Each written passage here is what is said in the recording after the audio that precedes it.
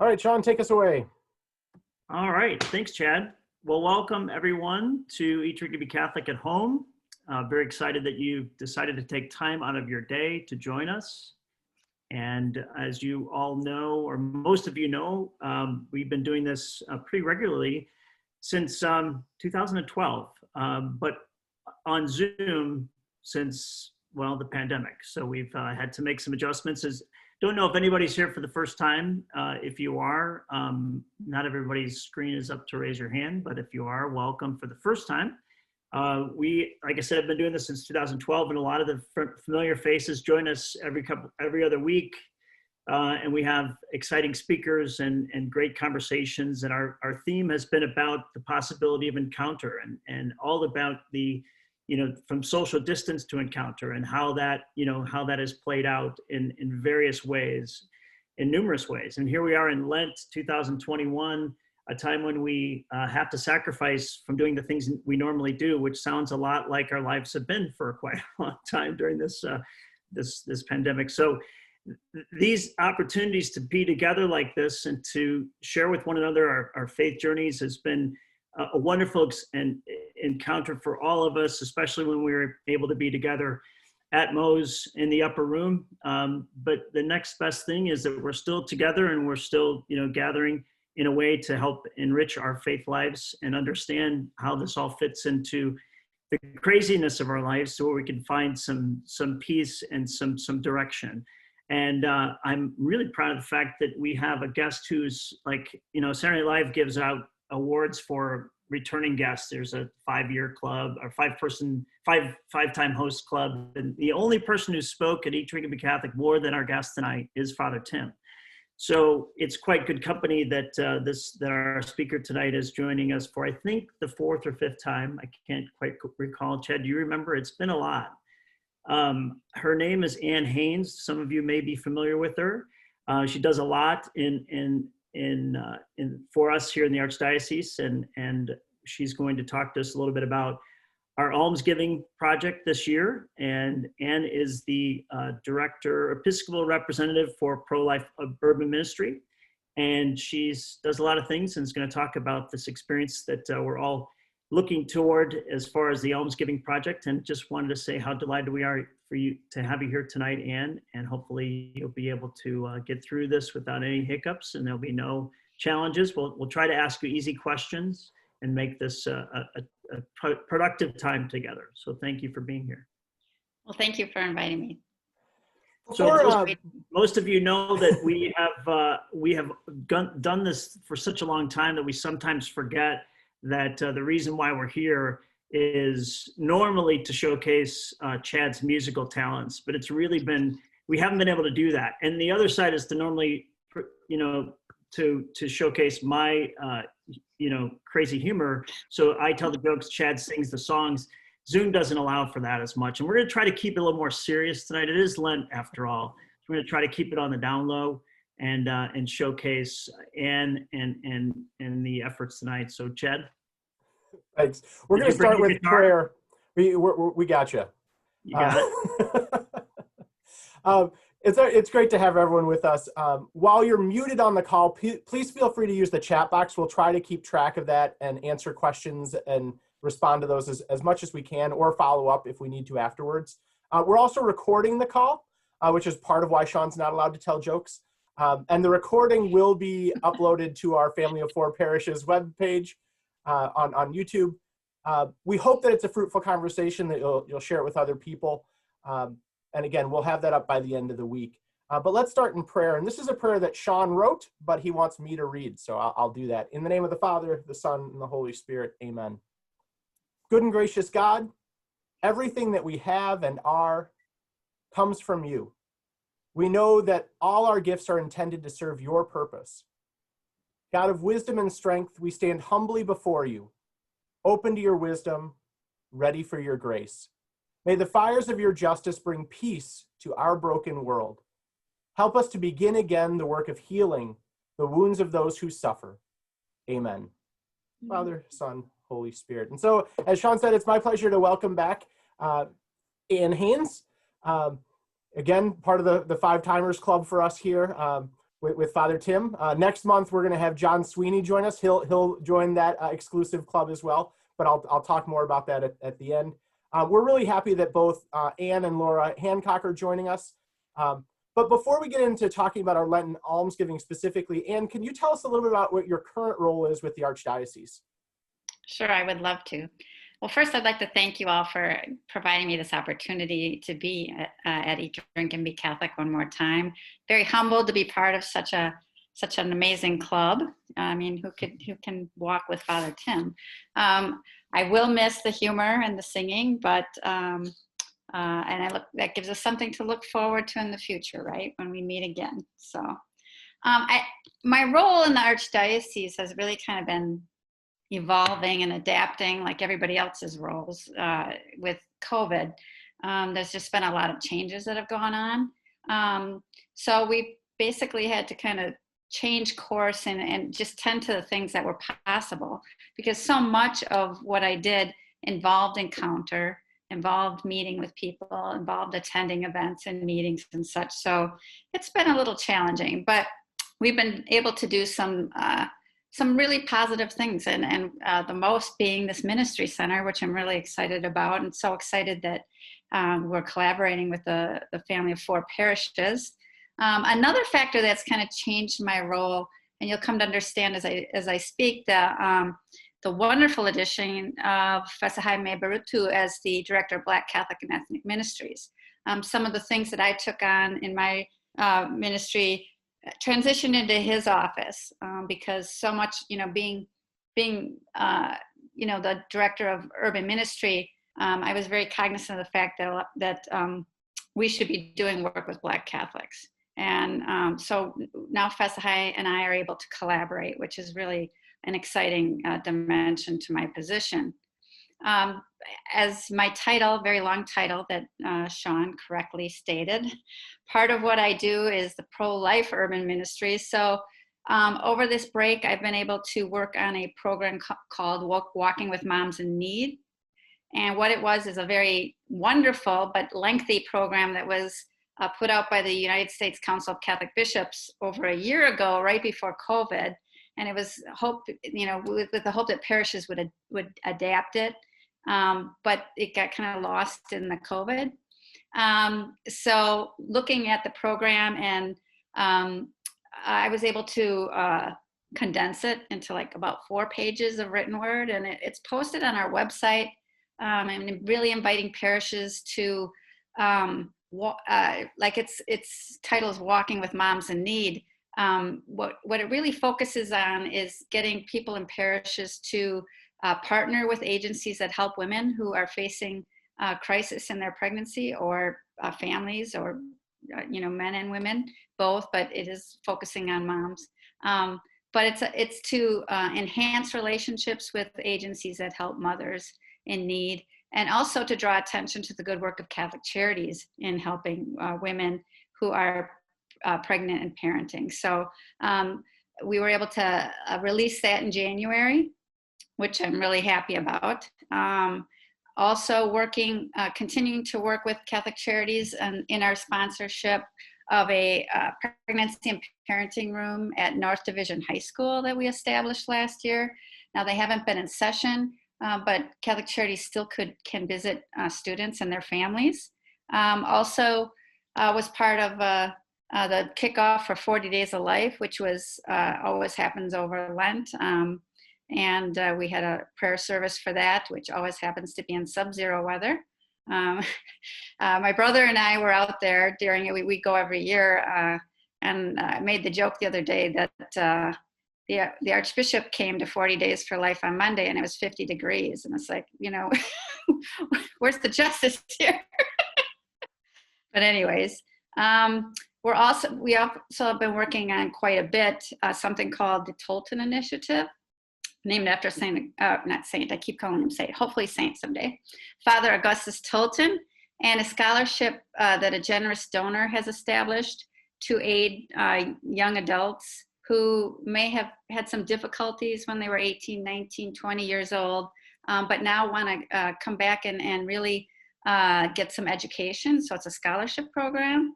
And It also involves a faith dimension to it. So it's we're working with All Saints, St. Martin de Porres, and St. Francis parishes right now to identify students who would qualify for this scholarship. So that's been very exciting. Also trying to promote our Friends with Pens program, which is a pen pal program with people who are in prison. So, and that's through the Order of Malta. Which is really something that can be done during COVID. It's a really wonderful ministry that's simple to do, safe to do. So if anyone's interested in that, that's on our website too, but you can contact me. I've been working collaboratively with the Franciscan Peacemakers, going out on the streets, reaching out to women who are being human trafficked, and supporting them in their endeavors. Also starting to now do some talks and leading some retreats, both in Zoom and in person now, and also teaching a class coming up too. So lots of stuff going on. Things are starting to amp up a bit, and I'm sure that's going to continue. But as I said, really excited about our ministry center project and collaborating with the Family of Four.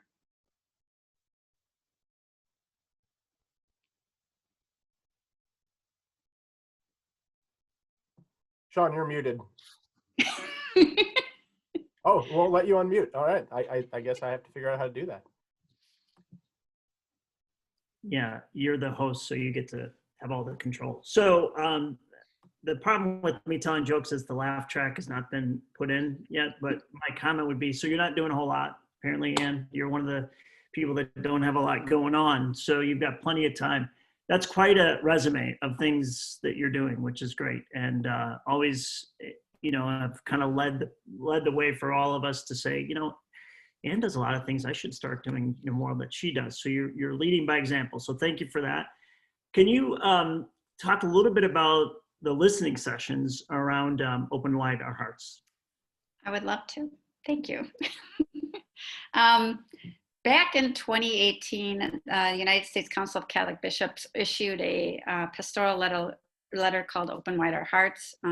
It's gotten a lot of play recently, which I'm really excited to hear. But when it was released, it didn't get a lot of attention, like a lot of the pastorals that are issued. But it's the pastoral regarding racism.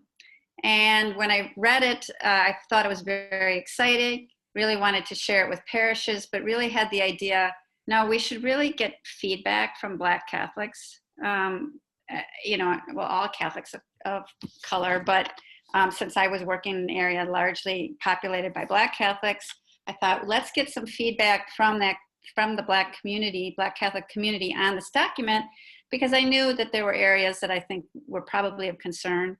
Did the document go far enough? Did it speak, truth? What was positive about the document? So we assembled a small group of us who met quite a few times to plan listening sessions with Black Catholics to go through the document and get feedback. And the idea was to provide this feedback to our local bishops and to send the feedback to the United States Council of Catholic Bishops, so they understood, how Black Catholics in Milwaukee felt about the document. So I worked with some very talented people, Mary Word, Sister Callista Robinson, and Janet Davis.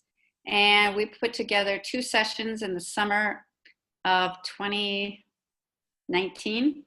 Years are hard to keep track of these days. I'm like, when was that? When were we getting together? The summer of 2019 at St. Martin de Porres. And we had a nice turnout. We had 60 to 70 people each session, which was, and it wasn't, we really only marketed it to the Black Catholic community, targeted groups like the Knights and Ladies of St. Peter Claver, and in the parishes that were populated most by Black Catholics. But we got a mix of people, really wonderful people, and really invested in this issue and in the document itself. So we met for half days during the summer and discussed the document, and it had some beautiful, beautiful and very rich liturgy prior to that too, with libations, and it was really, really moving. But we collected the data, and then the Black Catholic Commission subsequently put together a letter outlining what they felt was good about the document, but also what was missing, or what wasn't strong enough, or what was maybe not quite as accurate as they would perceive it to be, and shared it with our local bishops and to the United States Council of Catholic Bishops. And they got a very good, very positive response from our Archbishop, representing all the bishops. So I'm really happy that we did that. I think it was a good process for all of us, and really, I think essentially gave people a voice at the table, which I think has been missing for quite a while. And we also were able to plug into the Black Catholic Pastoral that had been released not long before that, and see how that connected to the document. So it was really, really a lovely experience. Awesome. Sounds really wonderful, Anne. And meaningful in terms of the data that you collected to help continue to move the conversation forward. I'm also imagining, you mentioned the liturgy and the prayer and the libations and how moving that experience was. One of my favorite quotes from Pope Francis is when he speaks about cultures of encounter as creating spaces where heart can speak to heart. And so it sounds like you were a participant in some really moving and meaningful conversations. And so I'm wondering, as you brought together these hearts of these 60, 70 people, what are some of the things that arose? What are some of the things that your heart has been hearing in terms of people's longings or sadness or joys, or the things that are really moving their spirit? Well, I think when I think about that, the first thing I would say is that faith, this idea of encounter, faith first is an encounter with Jesus, an encounter with our Creator. And I think centering everything in that is really important, not because I know that's how Pope Francis views it, or that's how we view it, but it's how the Black Catholic community, embodies that so richly. I mean, I am so moved by how on fire with the love of Christ, everything comes back to Christ in discussions. Everything is about faith and our love for Christ and seeing Christ in the other. And to me, just being around that is so enriching, and such a reminder of what it takes to truly be a centered person. And it's really what highlights to me how the Black Catholic community in particular can have such a resilient spirit, and able to withstand so much of the marginalization they have experienced through the years, in general, but in particular here in our diocese with the closure of parishes and the sorts, that encounter with Christ is really, really what grounds the community here in Milwaukee. And I would imagine that's what gets people, across the country or across the world, across the globe. What I really, the longings that I sensed was really, again and again, wanting to fully and authentically have a voice at the table, an equal voice to be heard. And I also think that the Black Catholic Pastoral reflects this. I was really honored to be on the implementation committee for the Black Catholic Pastoral. So I really got to take a deep dive into it. And I really, again, invite attendees here tonight to take a look at that pastoral. It's on our website too. And it was a long process of Black Catholics coming together to put together their vision for the Black Catholic community here in Milwaukee. What are their dreams? What are their hopes? What are their aspirations? And a lot of that just begins with encounter, of being at the table, encountering people, us here in general at the ground level, but also encountering people at the level where decisions are made. having a voice at the table. I don't feel particularly comfortable speaking for Black Catholics, nor should I. But I do feel that really these longings are rooted in having this, well, as I say, a voice at the table, and really having a voice in the vision of where the Black Catholic community to reach their goals. Much of it rooted in evangelization and faith. I mean, there's always this going back to evangelizing the community, going back to encouraging vocations. But none of this can happen in isolation. It's a grace place to be, this idea of encounter, to be with people. But it can't happen in this pocket of us and them. It has to be everybody walking forward together, both in our particular communities, but also in our general community here in the Archdiocese. Yeah, just a follow-up to that. It came to me as one of the things that was on, I think it was CBS Sunday Morning, was talking about the news that because of COVID, our lifespans have been reduced on average by a year, and then Hispanics by like a year and a half, and then African Americans by like 2 years. And they asked one of the ladies, an African American lady, and she's like, well, you know what, to be honest, it's not really surprising. We seem to, as an African American community, sort of take the brunt end of a lot of this stuff. Like what if it's, whatever the case may be, we seem to always sort of be on the toughest side of things. And she made the comment that, that suffering has become can be a rallying cry for us as a people. We could take it in a way that, really impacts us and makes us resentful and bitter, or we can use it as an opportunity to unite us, that we understand suffering. And I thought about that in the sense of their commitment to their faith, and and sort of the connection to Jesus's own suffering, and how that could be a real, a way to build upon that strength. Is that? Well, that's interesting, because it brings to mind a discussion that I had when we were planning for the Open Wide Our Hearts. If anyone has followed the pastorals, one of them before that was called Brothers and Sisters to Us. And what really is kind of, it's offensive, I'll say it, is who's us and who's them. It's like, oh, brothers and sisters to us white people, and like we're the standard, and then you're the brother and sister to us. But we were discussing the title Open Wide Our Hearts, and it's like someone say, well, who's the our? They're asking white people to open their hearts, and I paused and I said, I really think the much bigger ask is for the Black community to open wide their hearts. I mean, we're being asked to do what we should be doing as believers in Christ and the gospel. What's being asked of communities of color is to open their hearts to forgiveness. And it just astounds me that the community is that open.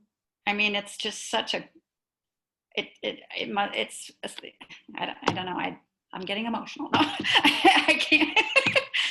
I can't believe that given what the experience has been of people of color in our community here in Milwaukee, and I'm just speaking specifically to our community in the Archdiocese here, that people are that willing to open wide their hearts and keep believing in this Catholic thing, and really, investing in it. It literally brings tears to my eyes. It's beautiful. Yeah, and part of that investment is why we're here tonight, is to talk about this ministry center that comes out from the grassroots, that isn't us coming in and saying, here's what we think needs to happen. And at the beginning of Lent, we shared a video to introduce that. And I'll share for those of you who haven't seen it. It's Anne and Father Tim, a nice voiceover from Laura. It's NPR worthy. And I'll share that. But could you tell us a little bit about, first of all, just the services that are going to be gathered together What commitments do you have? What are you hoping to have there in terms of just general services that will be available to people at the center, and a little maybe about where the center is too for people who might not know? Sure. The Ministry Center is a building that's located on 26th and Capitol, right next to All Saints Parish, just north of it. It's where my office has been for a while now, but it's pretty empty, and it's has a lot of potential as a beautiful building. It just needs some money. We need some money to put into it because we want to create a beautiful and dignified space. But I think what's key, just to start from the beginning, what's really key is that we realize that these are services not that we are imposing on people. That a lot, going back 3 years, I believe, our office conducted. I had people over to my house for lunches and Black Catholics for brunches and lunches, and asked them what they would like to see in such of a center. What would they like to, what services do you think would empower them? And we weren't looking at more, it was not as charity based as empowerment based, because there's people out there doing the charity thing, doing a good job. But what we really wanted was ministries that would empower people. And I heard a lot of things about centers where Black Catholics can meet to do the work of faith formation and evangelization. Very, like I said before, it's a huge priority to the community.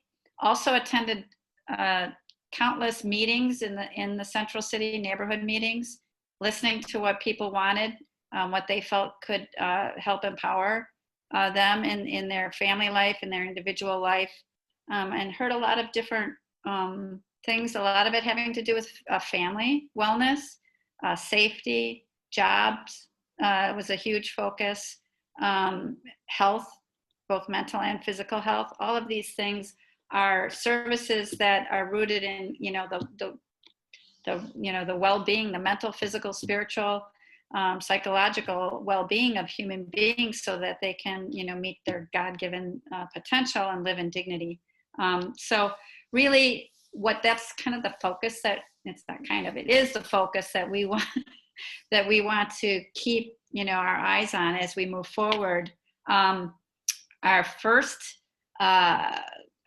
inhabitant of the Ministry Center will be Catholic Charities. They've made a commitment. I've met with leadership there. They're very excited to get in and offer issues, a caseworker available to individuals so that they can get an assessment of needs, and those needs can be met. Also, work aid in pregnancy and parenting. A lot of family-related parenting issues come forward, and individual. So offering those services that they're already providing, but that's kind of far away. It's very difficult for people to get to across town around 55th and Blue Mound, or-ish, I don't know, around that area. Not quite to Blue Mound, but to that area when you live, where All Saints is, it might as well just be, another country as far as getting there, or trying to fit in appointments in between work and family obligations. Or if you don't have a car, how do you get there? So bringing the help to the people who are there. It's also nice that we have the food pantry there. All Saints has a very nice food pantry that they're growing through the help of some parishes and agencies. And what they're able to do is assess and ask people what their needs are. And one of the things that's been expressed is legal aid. So I know that Rosemary over at All Saints, who does a wonderful job over there, has been, talking to possibly getting somebody from the Legal Aid Society to keep some hours at the center too. The next step will be to explore some of the agencies that made a commitment to the center and the center, which is far off in the future. This is going to be our center for now because everything was put on hold. Capital campaign and all that is just on hold right now. So we don't want to wait to get going. So have to now go back to those agencies and see whether they would like to also come into the center and offer services. And I don't really want to name them because I think they would be putting them on the hook a little bit. So, but there's some good ones. And services are vital, right? They're essential to this. And we know that we and you are prioritizing the encounter piece and the relationship that's involved in this effort. And so I kind of wonder what ways the center, will go to enable those type of encounters and build those type of relationships. Well, I think it's kind of a truism that we can't have encounter without a space and a place to do it, right? So I think we will see this space, I think by differentiating this space as a place of encounter, I think it will be,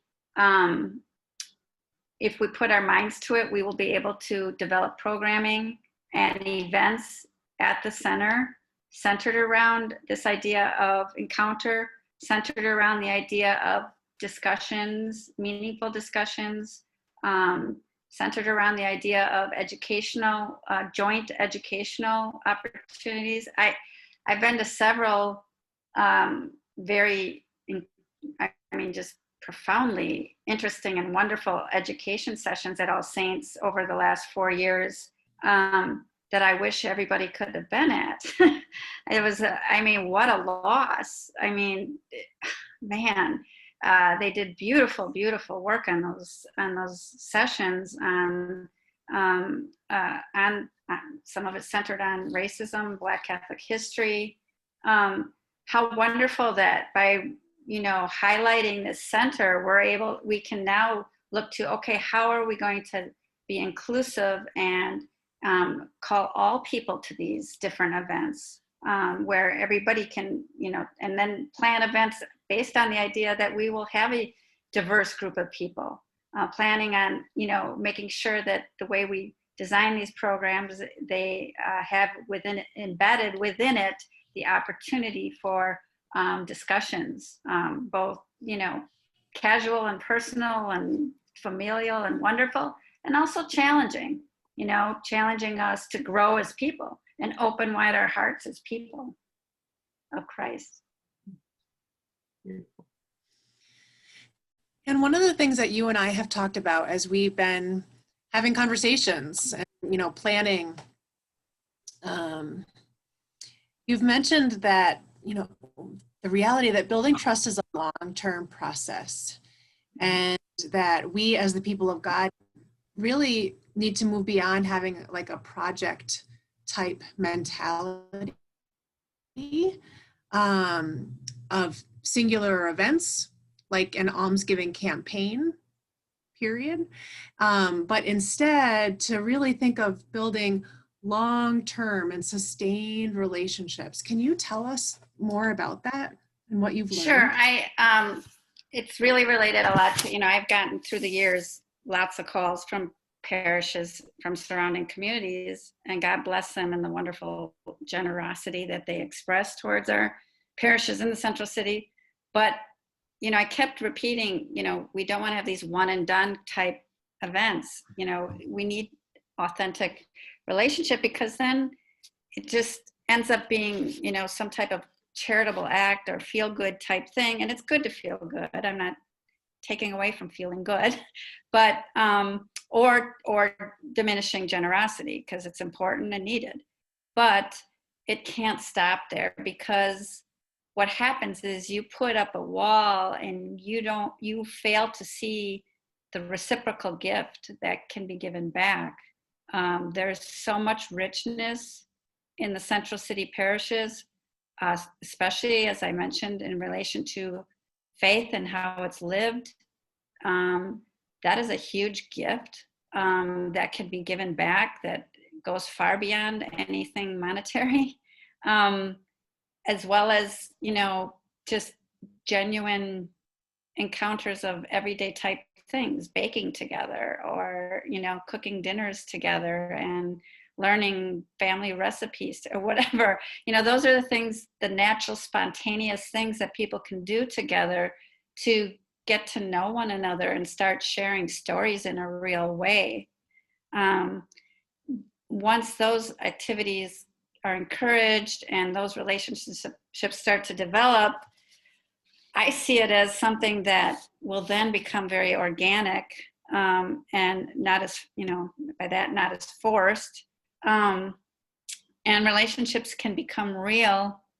And then I think is when we start to get to trust and authentic encounter. I think if we start thinking about what it would be like to be on the other end of this, if the person giving was the person receiving all the time, I think people can imagine the discomfort of that, especially since so much of that is related in systemic injustice and inequity. So I think with that in mind, I think, the family of 4 parishes, I think is perfect, because, there's so many, from my experience, wonderful, wonderful people so open to this, that I think if we could get this going in a really, positive, and get the inertia going with this, I think it can really become a model for, more parishes in the Archdiocese, and maybe even around the country. We get really prescriptive about, personally get prescriptive about our own success and how we manage our, three tenets of our Lent, situation: almsgiving, prayer, and what's the other one? Almsgiving. Thank you, fasting. Yeah, I should remember that one. I should fast more. But we get really prescriptive about it, and then we define success, and a lot of you guys are, Laura, Chad, Ann, and the work that you do. What was success for us, right? And did we raise enough money? And what were the definitions of success? And those are important, right? I guess, in certain worlds, that's really all that is the measurement. Certainly in the business world, that's part of it.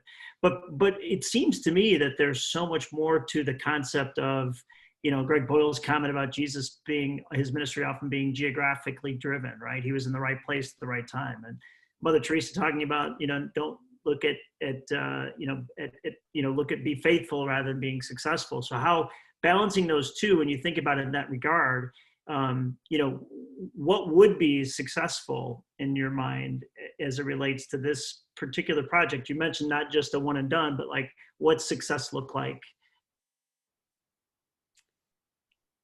Well, I'm not sure that this is quantifiable, Right. But I think we'll have success when barriers are broke and authentic relationships begin to be observed and felt.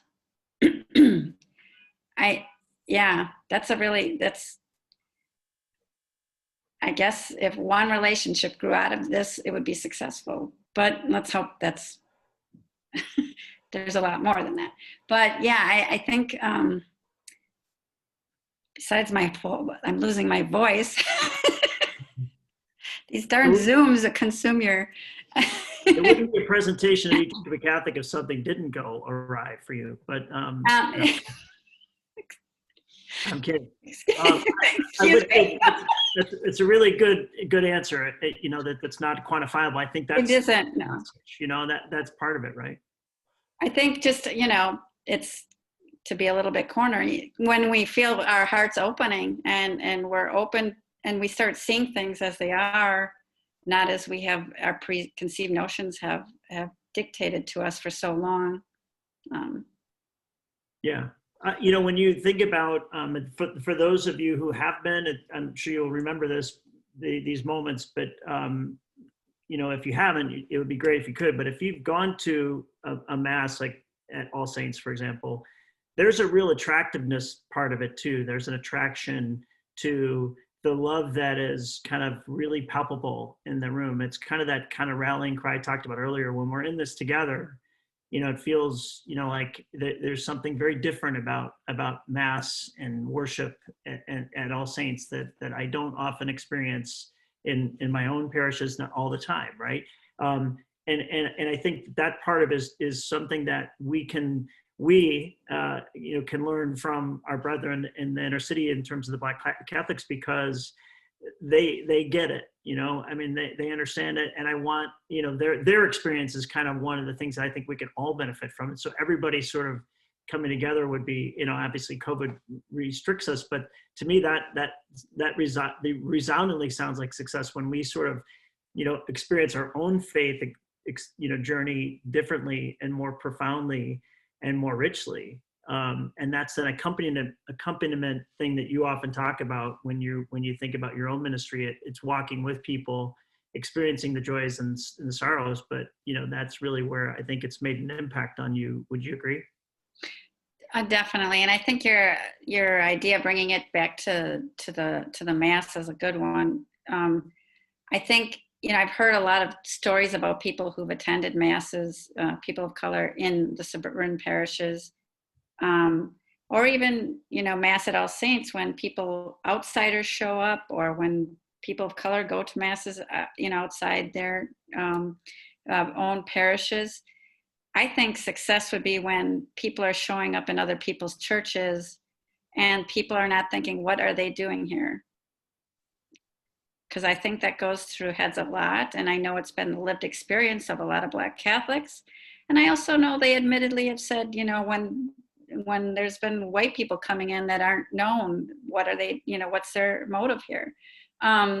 So I think what a beautiful thing if we could get to that point where it's like, oh, here comes everybody, we're here, and there's no question of that.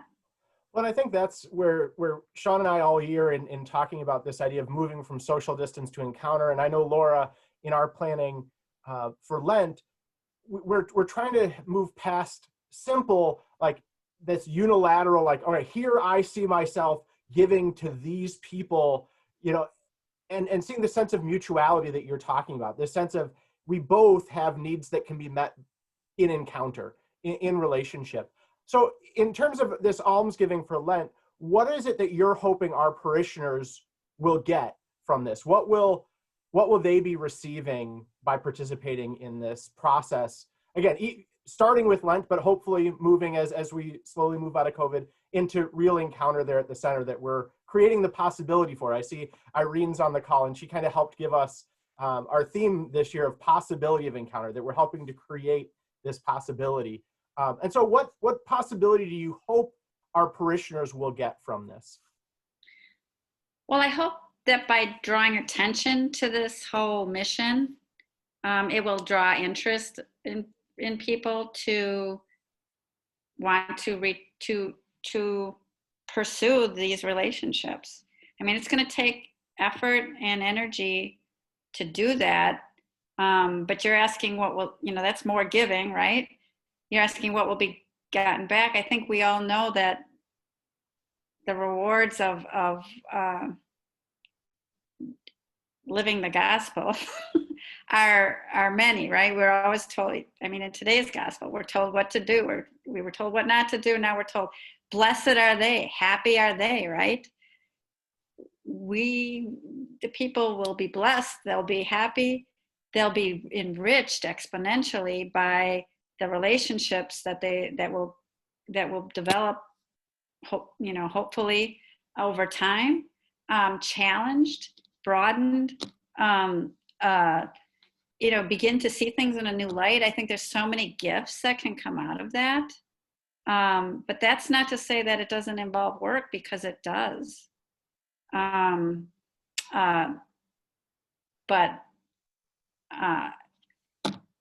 Does that answer the question? Okay. Yeah, absolutely. Okay. This is the part of the program where if people have questions, I'm going to give a little commercial break to talk about what's coming up and some ways to follow up from tonight. If anyone has questions they'd like Anne to answer, please add them to the chat, and one of the three of us will ask Anne those, and she'll be able to see them as well. Before we get to those, if you're interested in making a financial commitment to the Ministry Center, we're asking that you write a check out to one of the 4 parishes and just write Lenten almsgiving in your memo line. You can put it in a collection basket. You can drop it by a parish office. You can send it in the mail, however you want to do it before Easter, and we'll run that total and let you know how we're doing. Also on the parish website, you can watch that short video I mentioned with Ann and Father Tim and Laura. Then following up with that, our next Eat, Drink, and Be Catholic next month is going to be on Wednesday, April 14th. And as I mentioned, it's going to feature our friend John Sweeney, who's going to be discussing yet another new book that he's written, Nicholas Black Elk, Medicine Man, Catechist, Saint. Some of you may be familiar with the famous book Black Elk Speaks. And so this is the same Black Elk. John's biography highlights the Catholic faith and unique places, both fully Catholic and fully Lakota. I'm really looking forward to this conversation, especially in light of this ongoing conversation of moving from social distance to encounter. And so if you're not on the email list to get word of these events, please let me know. You can email me, you can call me. All my information's on all 4 of the parish websites. And I'd love to send you occasional links, follow-ups to our videos, anything like that. So as I've done that, are there any questions? If anybody has any questions, I don't see anything in the chat other than affirmation, which is great. We will take that all day long. Any other questions, or Sean, Laura, Ann, anything that you wanted to add before we close us in prayer? Just There is a question about space at the center. Oh, Yeah. there it is. Yep, go ahead. just gonna say that. There's about 12 suites on 2 floors. On the 3rd floor, there's some sisters living right now. So I think we would have room for probably about 10 different agencies. And can you talk in terms of our specific almsgiving efforts? We're starting with what? What is it that the tangible result that our money is going to go to? Well, I think it's really important. What you're raising money for is really, really welcomed and important, is because it's going to provide dignity to the space. You're working on the outside, which there's a huge need for landscaping, a huge need for signage to, announce the center so people know things are happening. We're really trying to shine a light on the Black Catholic community and All Saints Parish. So by having a welcoming space, like I said, it lends dignity, but it also starts to say, well, what's going on in there? Look, that looks really nice. Something's happening in that center right now. And that's so important. So this is really a huge, huge boost to the center. Do you envision people being able to volunteer time to sort of clean up or, do some light work or any of that? Is that something that will be, in addition to sort of giving money, do you envision time of service? Absolutely. We're going to need painting. We're going to need all sorts of things in the center as this progresses. So sure. Absolutely. There's a question from, question from Lynn. You mentioned the Black Catholic Commission's response to the USCCB's Open Wide Our Heart. Is that available publicly?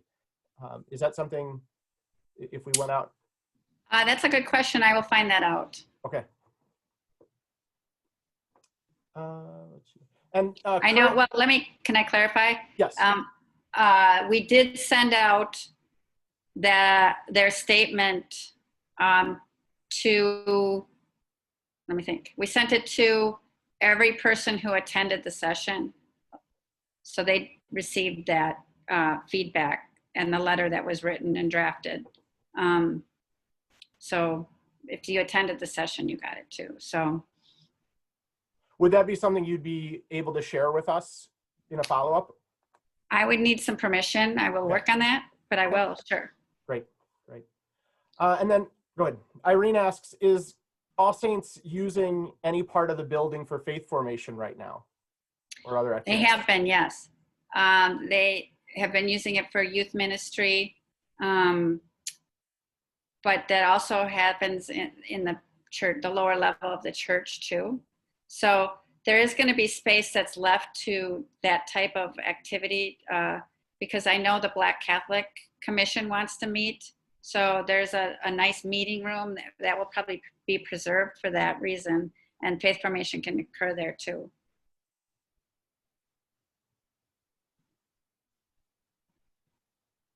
Great. Well, thanks, Ann. It's always great to see you, even if it is just through a screen. You'll have to come back for 5 or 6, whatever we're at, just so we can have you in person again. Well, thank you for having me. It's really a joy. Let's close with a prayer. This comes from Pope Francis, one of my favorite prayers right now. It comes from his latest encyclical. And so we begin in the name of the Father, the Son, and the Holy Spirit. Amen. Lord, Father of our human family, you created all human beings equal in dignity. Pour forth into our hearts a fraternal spirit and inspire in us a dream of renewed encounter, dialogue, justice, and peace.